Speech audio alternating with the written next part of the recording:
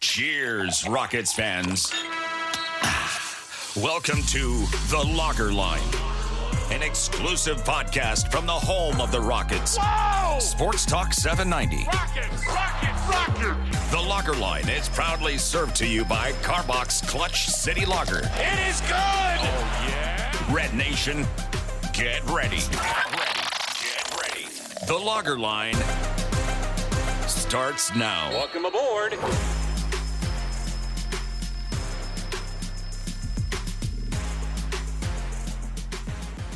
Thanks for tuning in for another new episode of The Lager Line, as always served to you courtesy of Clutch City Lager of Carbach Brewing.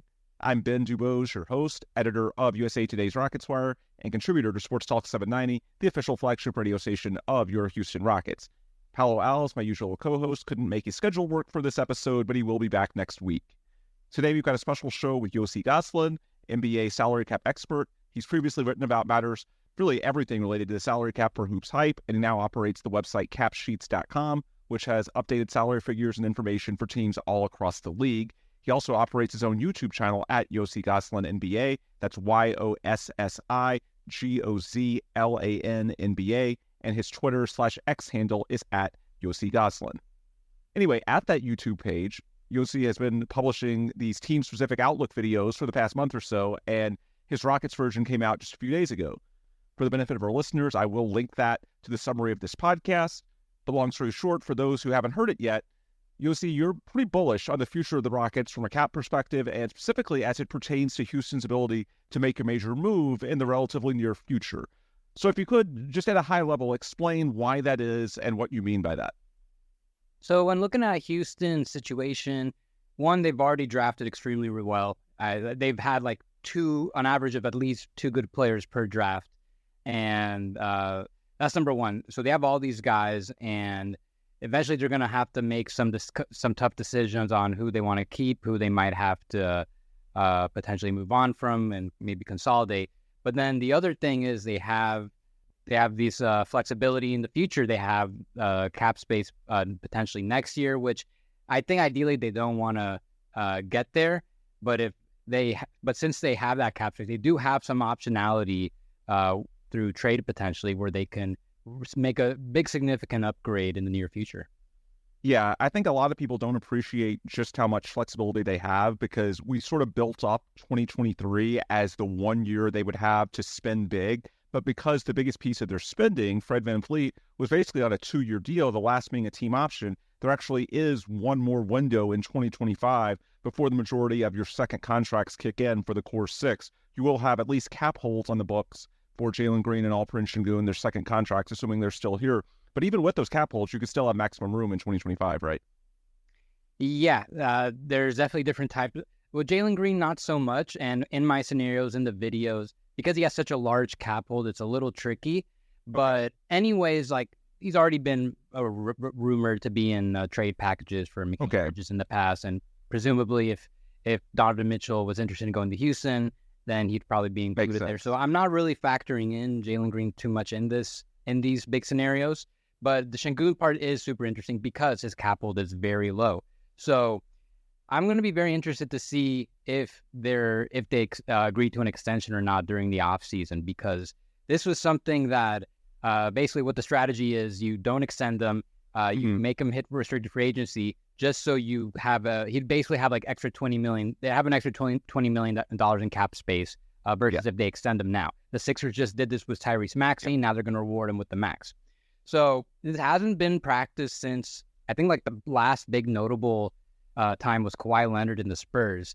Like he just led them to a championship, and they said, no, we're not extending you because we want cap space next year, and they got LaMarcus Aldridge. And then it all worked out, but that may have left a bad taste in his mouth. Yeah. But it'll be interesting to see if they try to do that with Sengun, because if they can take care of their, whatever big move they want to make now, then you might as well just extend them. Yeah, I guess that's true. Well, let me think of one other hypothetical. So with the Bridges talk of late, and from what I've heard, I actually don't think the Rockets are going to go down that road. But if they did, there's been some talk of what if they included Dillon Brooks instead of Jalen Green as a salary matching vehicle for Mikal Bridges. If you took Dillon's deal off, you could conceivably still have max room with the Jalen cap hold, right? Because Dylan's at like 22, basically. That should be right. Just off the top of my head. Okay. So yeah, I see your point in which, Sengun's $16 million cap hold, you can keep that and still have max room. Now you have to subtract something else. And so Jalen would be the easiest, but theoretically you could use Dylan in that place as well. Yeah. And I suppose at this point, like, obviously if, we don't know how true those negotiations were in the trade deadline, but I'm sure the Rockets are pretty fortunate that Brooklyn said no. Right. And now it's more, now it might be, if let's say Brooklyn is interested. I mean, we saw the heater Jalen Green went on in March, April. Yep. Now at this point, it's maybe how much draft equity could the Nets get back if they were interested in that type of thing. I think Dylan Brooks, he might not really make sense for Brooklyn, but just to get him back, that's an asset that this declining scale, this declining salary. So if they're getting some control of their draft back, get another player that they could potentially flip later, it's something. I think that's still a pretty good package. Basically, the moral of the story is you're close enough to maximum salary cap room that as long as you include one asset, be it Jalen, Dylan, some asset of significance, then you would get to max room, basically. Yes. Okay, that's what I was thinking. And then the other possibility with Jalen, so as far as the extensions, my read on Sengun is that there's so much value in the $16 million cap hole, similar as Tyrese Maxey in Philly, as you said, that they're probably going to take that to 2025 unless they make the big deal this summer. If they make the big deal this summer, then you might as well just give Sengun the deal the year early because you're probably not going to need that room. So you may as well just, for the vibes, whatever you want to call it, just give him, the peace of mind a year early. Otherwise, you wait because there's just so much value in that low cap hole as a mid-first round pick. With Jalen Green, it's interesting because his cap hold is $31 million as the number 2 overall pick from 2021.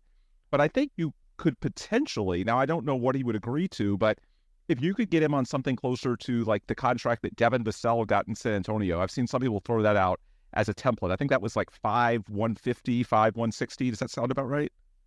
I think Vassell was 5,135. Oh, 5,135. Okay. I think it's much lower. Yeah. Okay, so it's lower than that. Okay, that's even better than I was thinking. But the point is, the starting figure for that would be lower than the $31 million cap hold. So because of that, it's really complicated to discuss this with Rockets fans because when I say I think there's a more likely path to Jalen getting an extension than Sengun, a lot of people sort of recoil and say, well, hold on, like Sengun's been a better player to this point, at least on a consistent basis than Jalen.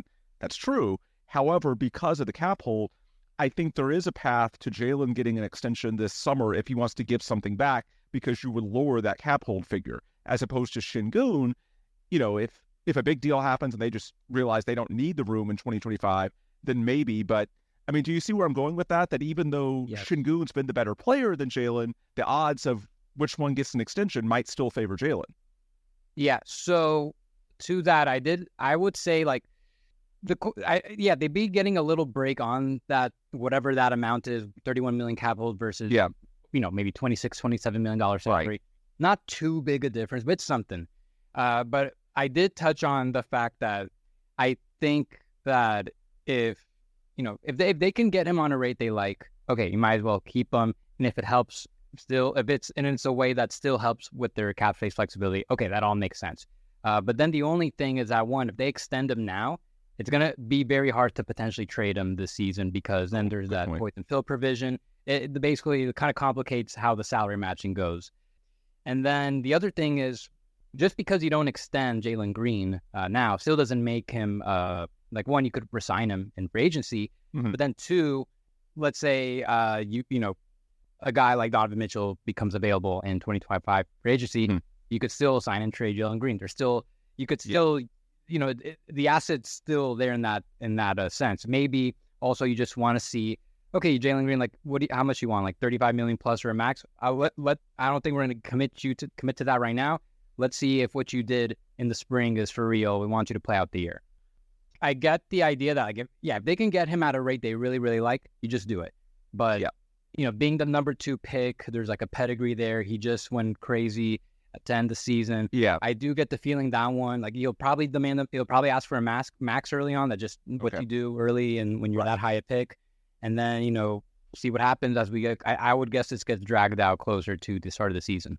Yeah, and conceivably the Rockets could drag this out, not the negotiations, but in terms of the evaluation of whether he's worth it all the way to the trade deadline. And so you have considerably more options if you don't extend him, I think is what you're saying. And if the Rockets get to the trade deadline and it looks like March was a fluke, that he's able to sustain it, then, you have considerably more trade options at the middle of next season and leading into, you mentioned even sign and trade possibilities and the ensuing offseason as a restricted free agent. And want to underscore that for our audience. Both these guys, really any player coming off the rookie scale deal is going to be restricted. So you have the right to match any outside offer. And that's why there's not that much risk with a guy like Alperen Sengun, even if it's playing hardball. The good news for the Rockets, I do think that even if he wants the security and, deserve is always a tricky term in the NBA, but I think it's probably easier for Rafael Stone in that front office that there's a guy like Tyrese Maxey that they can point to.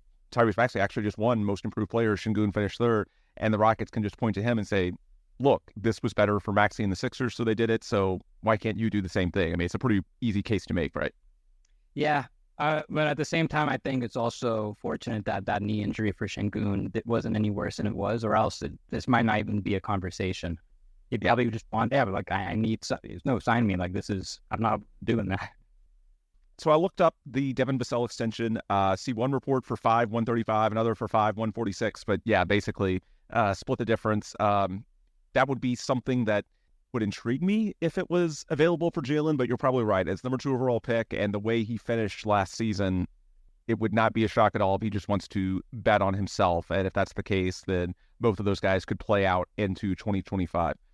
So I'm actually curious, looking at the timeline moving forward for the Rockets. So you talked in your video about the need for a consolidation move, which I think a lot of us have talked about for a while, because the odds, if the majority of these core 6 and maybe even a core 7, if you keep the number 3 overall pick this coming draft, then the odds of keeping all those guys long-term are probably pretty low if the majority of them pan out, just because you're going to get priced out. The new CBA and the NBA makes it very difficult to keep that type of team together. So in terms of the key dates moving forward, so regardless of whether there's an extension or not, 2025 is when the new contracts for Jalen and Sengun would go on their cap books. The new contracts / the cap holds, whatever it may be. 2025 is the point that it materially changes your financial picture for those two. 2026 is when 4 of your 6, you have Jalen Sengun the previous year, then Jabari and Tari. 2027 is when all 6 are on their second deals, if conceivably they're still in Houston. So when we talk about when the Rockets need to consolidate, is it 2026? Is it 2027? Is it 2025? What is the point under the new CBA where they sort of reach a point of no return, if you will? So I think it won't happen all at once. I'm sure it's going to be like a slow process. Like maybe they do a small consolidation this year, maybe a small one the next year. I mean, but there is no rush to do it right now, and probably not even any rush to do it next year. Even once you pay Sengun and Jalen Green, you still have Fred VanVleet, that's still fine. Like you could still, they'll still want to stay below the tax most likely, unless that team's like a juggernaut or something. But like at least the next 2 years, I think they're fine. Once Jabari, actually no. I think once we get to when Amen and like that, once we get there, then maybe there's gonna be a little bit of a change. Now, also by then, Fred VanVleet might not be with the Rockets anymore. One thing I'm looking at, I didn't talk about in my video, but they could potentially do some of these wild trade machinations that I came up with and still keep Fred VanVleet, but it probably at a lesser amount, which I think that's a very strong possibility of happening anyways, where they could decline this player option, maybe give him a 3 or 4 year deal at somewhere in the $30 million range, and that allows them to make it easier to keep Jabari and Tari and maybe even Amen, depending. But I'm guessing by the time it's time to pay Amen, Fred VanVleet won't be there anymore. So, and then likewise with Dylan Brooks' contract will be gone. So, but the big difference is like you got Fred VanVleet making $43 million, Dylan Brooks making $22 million. Right now, those are the 2 highest paid players. It's going to be a lot different when, let's say Sengun gets a max contract, he's making like $40 million a year. Let's say Jalen Green's making something over $30 million a year. I think Jabari Smith probably is also going to make over $30 million a year at least. Amen, I don't know. I can't even the cap's going to be so different from them. Like these guys are going to make way, way, way more money. Like it's like having 4 Fred VanVleets almost. So that's the big difference. And why it's definitely a little harder to envision how this is all going to work. Now, I do think if you're going to keep like even 4 of those guys I mentioned, there's a very good chance they're going to be in the tax by then. So hopefully the results are strong enough that it's justified. But I guess once it's time to pay Amon, that's when things it's pretty complicated. So 2027, the last of those 3 years, is sort of the firm deadline. And obviously you don't want to drag it out to the deadline because then you have less leverage, yada, yada. But that's sort of the date that it becomes very, very difficult, assuming you don't have widespread bust. If you have widespread bust, then you've got a different problem. But to this point, it doesn't look like that's going to happen. And I'm not even factoring in the other, like Tyrese and, he's going to get paid along at the same time as Jabari. Like, that's definitely a situation where I could see, they'll probably, if they can get him at a rate they like, they'll keep him. But then, like, long term, once all these guys are getting paid, and if he's getting starter level money, okay, then maybe there's a move that could be made. All right. So with that in mind, I want to go through some of the scenarios where the Rockets can make a big move, because unlike a year ago when the Rockets were poised to have a salary cap room, and it basically felt like they had to take it to free agency because the Rockets at the time, coming off 3 straight 20-ish win seasons, weren't very attractive on the trade market to anyone that could leverage a deal. This is a little different because of that young talent in place. Rockets 41-41, and they should get better just through internal growth because they're a younger team as is. Conceivably, as soon as this offseason, and certainly leading into the trade deadline next year, the 2025 offseason and beyond, they should be very attractive. Houston, one of the bigger markets in the league as well. So unlike 2023 or a team like Detroit in 2024, where it feels like they're just going to roll that cap space into free agency and take whoever's the best on the market, Houston conceivably could make a big move by trade this time. And that's noteworthy because most of the really upper tier names move by trade these days. You don't really see, as you talked about in your video, really ever since 2019, you don't see any true stars making it to free agency. The outcome the Rockets had in 2023 with Fred VanVleet, Dylan Brooks, Jeff Green, those types, that's probably the realistic best case outcome you can have if you spend all that type of max money and beyond in free agency, because the true stars are so valuable. Teams, push them for a decision a year or two before their contract expires rather than risk losing them for no compensation. And so what makes the Rockets in a unique position here is that a lot of the guys that are disgruntled, let's say situation is crazy guys, which Houston fans can appreciate because that's what James Harden said when he wanted out 4 years ago or however long it was. So the disgruntled star, be it Donovan Mitchell, you used him in your video, or it can be someone else down the line. So they want to move on. They typically want a chance to win, and they want a bigger market. And the majority of those teams don't really have cap space. That's why they're good. It's sort of rare that you have a team that does have a good base like the Rockets do, but still, at least in the short term, has a path to financial flexibility. So because most of the desirable teams don't have cap space, what tends to happen in these situations, let's use Donovan Mitchell as an example. Let's say he wants to go to the Miami Heat. Well, the Miami Heat don't have max cap room. So he can tell the Cavaliers, look, this is where I want to go, but then he has to point to some other team with cap space, let's call them Team Y, and say, I really want to go to Team X, but if you don't trade me there, then I'm happy to go to Team Y and just sign there in free agency and you lose me for no compensation. And the hope is that sort of bullies the Cavaliers into, trading into where he really wants to go. The problem with this is that the team that employs that player generally knows that, hey, they don't really want to go to Team Y. So they have a decent bit of leverage, and it often leads to this sort of prolonged awkwardness where the team is sort of like, hey, even if you're disgruntled, we don't have to trade you somewhere that doesn't have cap space unless they give us peak value, unless they give us exactly what we want. Otherwise, we can sort of call your bluff, at least for a certain period of time, and then it just drags out and there's any number of outcomes. What's unique here is that the Rockets could conceivably, A, have the cap space to sign a player directly, say in 2025 free agency, when Donovan Mitchell could become a free agent, and at the same time, they're desirable enough to actually be a legitimate trade suitor that he might want to go to. They are good enough, the market's good enough, et cetera, et cetera. So the Rockets have considerably more leverage. I think that's what you're getting at in your video, is that unlike most teams that have cap space, the Rockets aren't bad. The Rockets are good as is. They have a lot of things going for them. And unlike most teams that are good, the Rockets actually have the leverage to outright sign that guy. So a team that conceivably is forced to trade a guy like Donovan Mitchell, if he wants to go to Houston and the Rockets have the room themselves to theoretically sign him in 2025, then that can grease the wheels a lot easier for a move to take place in 2024, right? You hit the nail on the head. I think that is the point of cap space in this new NBA. Teams are too risk averse to just take their best players into free agency. The only exception is if it's like that type of scenario where, okay, what if that player's contract is so low you can't really extend it to the max, which they've changed the extension limits to try to prevent that.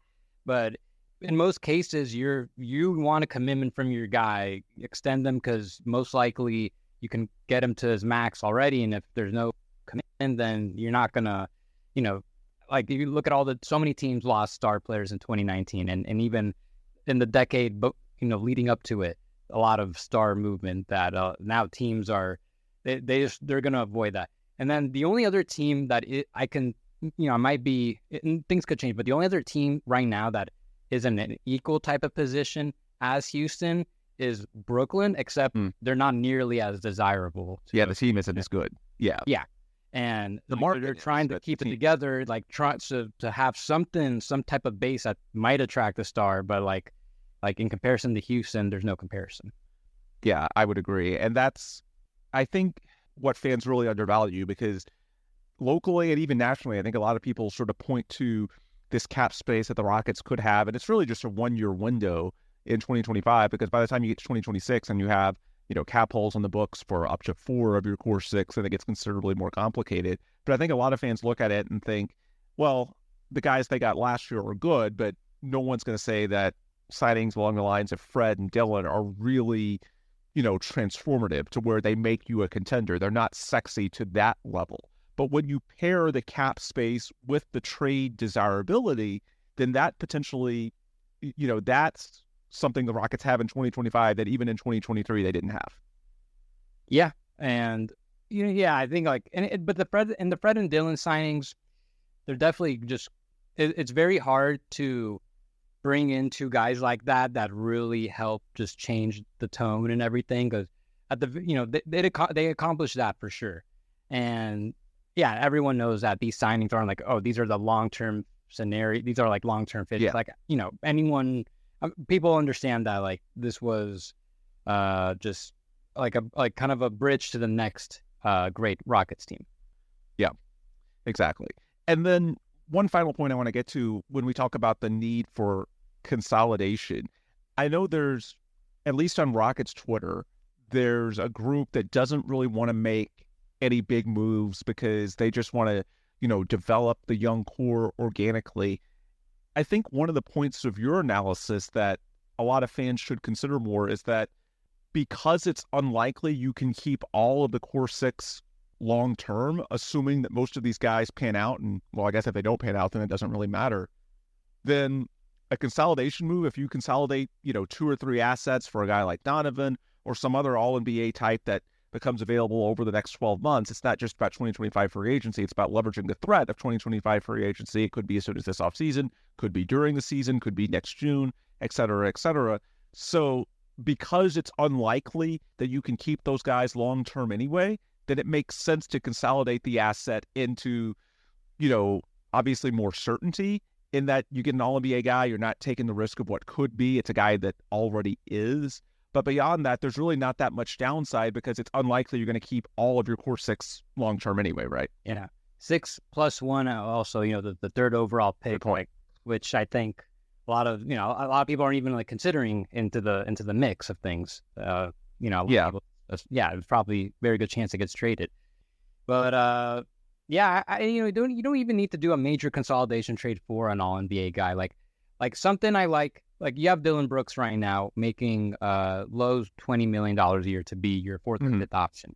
Eventually, you're gonna want you're gonna want someone different for that, someone that fits the timeline a little more. So that's kind of why I'm kind of into the Mikal Bridges thing, because now he's being treated like a first and then potentially good 2nd or 3rd option. But if he can be a really good 3rd or 4th option, and he's making a very 20 to 20, around no more than 20% of the cap, that's a really good salary to have for your 4th or 5th guy. Yeah. So even if you can do that kind of consolidation, that's a good enough move too. But at the same time, you could, those same Rockets fans you're talking about that want to keep the young guys, they could probably make the argument, hey, we probably already have a guy who can be like that. Maybe it's Tyrese, and maybe so it's, in a way, it is possible they could just make it work with all these guys, but eventually, like, just for the sake of the finances, something's got to change, at least just a little bit. Yeah. In the long run. What year does the new TV deal kick in terms of its effect on the salary cap? Is it 2025? Is it 2026? It's basically already happening because there's not going to be any salary cap spike. They're just going to they implemented 10% smoothing increases. Yeah. Which that seems like on the surface, maybe not great, but like these are compounding 10%. Like we're going to get a salary cap pretty soon that's like $200 million. Then from there it's going to go up way higher. Like it goes up higher faster. So yeah, it's basically happening now. It's already being. I'm pretty sure it's already being. Not for this upcoming salary cap year. It's only going to rise by like 4%. Yeah. Like every other year after that, it's already being baked in. Okay. So there's not really an incentive to, be more aggressive with extensions. I've seen some people speculating about that maybe you want to, extend more guys on the front end before the cap explodes. It's going to be more just the smoothing to where that's not really a factor in terms of when you extend guys. Probably not, but because there is a very high degree of certainty that the cap is going to increase by 10% for like the next 5-6 years plus, it's never been easier to project the salary cap in such a long time span. So in a way, I guess you could really make that type of, you could really look into like that type of scenario, just really project that far out, see how an extension would fit into this year, 5-6 years from now, because you probably already know what the salary cap is. All right. The last question I've got pertaining to the salary cap. So we've talked throughout this pod about the importance of financial flexibility in 2025 and what that allows the Rockets to do. As you said earlier, ideally, I don't think they want to wait until 2025 free agency. It's about leveraging that possibility into a deal beforehand. So to have that path, which is so important for leverage purposes, then you don't want to give out any unnecessary deals this summer. So I think the number 3 pick, that's enough of a positive value that I don't think that they're going to desperately try to trade that. I mean, they could, as you said, but if they keep it, look, I don't think it'd be that difficult to offload Reed Sheppard or Donovan Clingan if you need to, for one reason or another. They're going to have a market. They're young enough. I don't think that would be an issue. Where there could be an issue, so the mid-level exception, there's a lot of Rockets fans saying, look, this team needs shooting, and you can point to guys like, Malik Beasley, Buddy Hield. That's a couple of guys that have been pointed to in that non-taxpayer MLE, which non-taxpayer this year starts at like $13 million annually, right? Yeah. So if you were to give that out for 3 or 4 years, you could get a pretty good player with that. I mean, that's a pretty good chunk of change these days, even in the, exploding cap environment that we've been describing. But if you give, let's use Buddy Hield as an example. If you give Buddy Hield a full MLE for 4 years, I don't know for sure that Buddy Hield in 2025, if he's in his 30s on a, has 3 years, $40 million left, is going to be a positive value on that deal, especially because the Rockets basically have a 9-man rotation as it is. So it's uncertain how much any of these guys are actually going to get to play from a minutes perspective.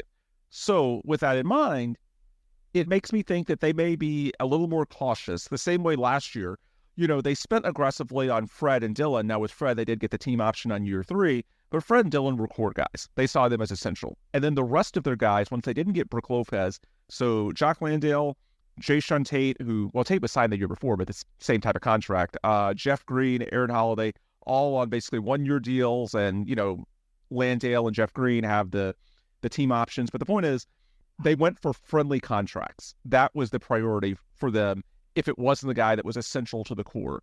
And so I'm sort of seeing that same dynamic as likely to play out this summer, in that even if they have to go a slightly lower tier of shooter than Buddy Hield, then in my opinion, it's probably worth it because you preserve that pathway to 2025. So that's sort of, I don't want to say they would only give a 1-year deal. I mean, maybe you would give a 2-year deal if you feel, because the second year would be expiring, and so you could probably offload that, or maybe there's a partial guarantee.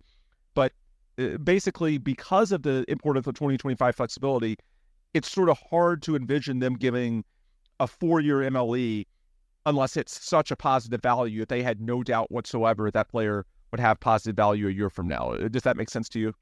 Yeah, I hadn't even considered the idea they might repeat what they did with Jock Landale and Jeff Green with their mid-level exception.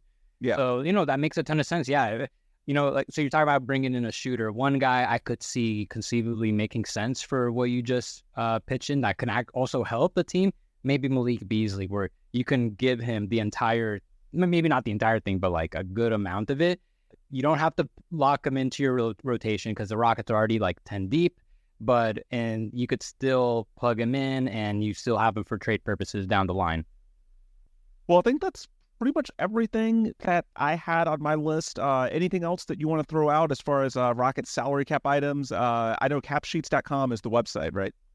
Yeah, that's my website. It's very simple. It's just the current and next season cap sheets for each team, and I update them pretty immediately.